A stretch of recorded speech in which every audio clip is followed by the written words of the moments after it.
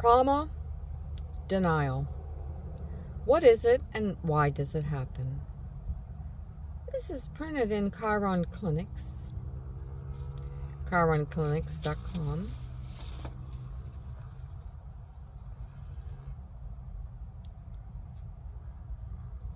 Denial acts as a defense mechanism, shielding you from emotional pain. And for many, taking the first step towards recovery is the most challenging part. Confronting the layers of distress, pain, and fear tied to the traumatic event can stir up painful memories and sensations. And denial often emerges as a natural response. While it may serve as an emotional and mental shield, disconnecting you from the emotions, memories, and discomfort of the trauma, it ultimately hinders the healing process, preventing you from addressing and overcoming the underlying pain. What is trauma denial?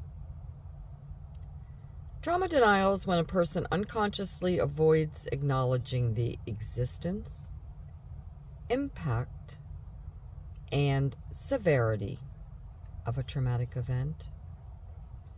This denial can manifest in various ways, such as minimizing the trauma, refusing to talk about it, or convincing oneself that the event didn't happen or wasn't as bad as it truly was.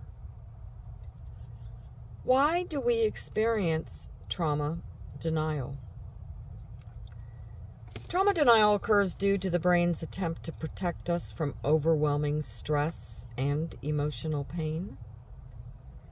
The brain's primary function is to ensure survival, and when faced with a traumatic event, it can perceive the intense emotions associated with that event as a threat to the stability and effective functioning. Trauma is an emotional response to distressing events, which is sometimes categorized as a big T and a little t traumas. Big T traumas involve catastrophic or life-threatening experiences like childhood abuse, serious accidents, natural disasters, or combat, often leading to conditions like PTSD. In contrast, little traumas, though less obvious and extreme, can be equally impactful. These include personal life disruptions such as job loss, bullying, or unexpected moves. Despite being less recognized, little t traumas can significantly affect a person's emotional well-being, often going unnoticed or minimized. All kinds of trauma can result in trauma denial.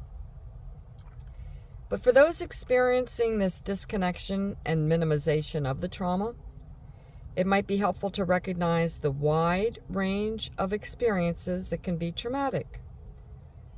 Just because an event didn't cause lasting physical damage, it doesn't mean that it hasn't caused lasting psychological wounds. Effects and signs of trauma denial. There are several ways that trauma denial can manifest. The person may emotional detachment. The person may appear distant or emotionally flat when discussing or recalling the traumatic event. They might even describe the event in a matter-of-fact way, without showing the emotions typically associated with such experiences. Avoidance behaviors.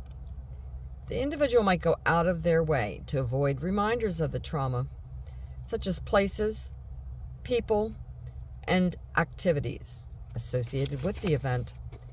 This can include avoiding therapy or refusing to engage in conversations that might bring up the trauma. Physical symptoms. Trauma denial can manifest in physical symptoms such as headaches, fatigue, and unexplained pain, which may occur when the person is subconsciously reminded of the trauma. Inconsistent memories. The person may have gaps in their memory or inconsistent recollections of the traumatic event.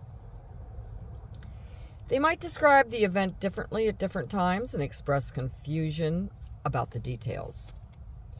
Irritability or anxiety. When confronted with the trauma or asked to talk about it, the individual might become irritable, anxious, or defensive. This is a sign that the denial is being challenged, which can be unsettling for the person. Unique post-traumatic effects of denial. There are some unique effects to this particular approach to coping, as there will be for each coping strategy a survivor adopts.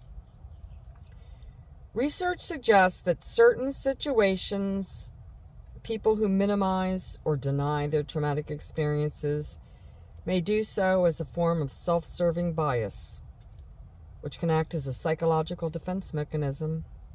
This bias helps individuals maintain a positive self-image and sense of control, potentially shielding them from developing additional mental health issues such as anxiety or depression.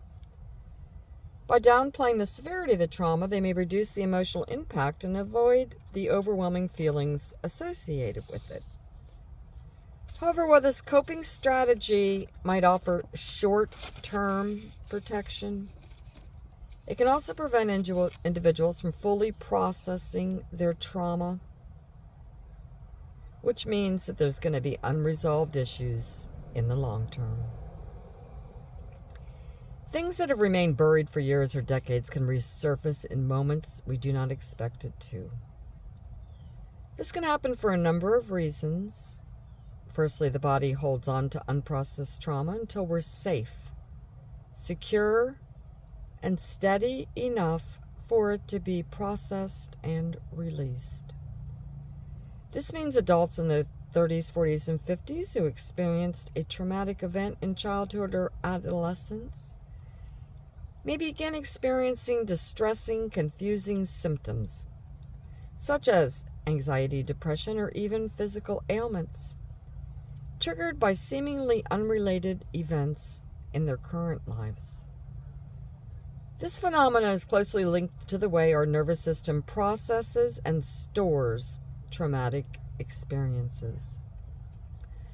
When we finally reach a place of safety and stability, our nervous system takes the opportunity to address unfinished business from the past. However, this process can be unsettling as old, unprocessed trauma resurfaces, often in moments when everything seems to be going right. This is because the body, having found a safe environment, begins to release the pent-up energy and emotions from those past traumas, causing a sudden influx of unresolved feelings and emotions.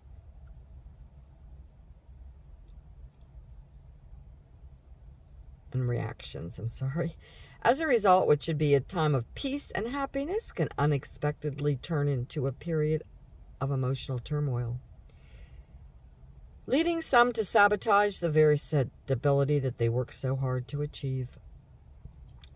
This cycle underscores the importance of consciously addressing and processing past traumas, rather than simply burying them, to truly heal and maintain long-term well-being.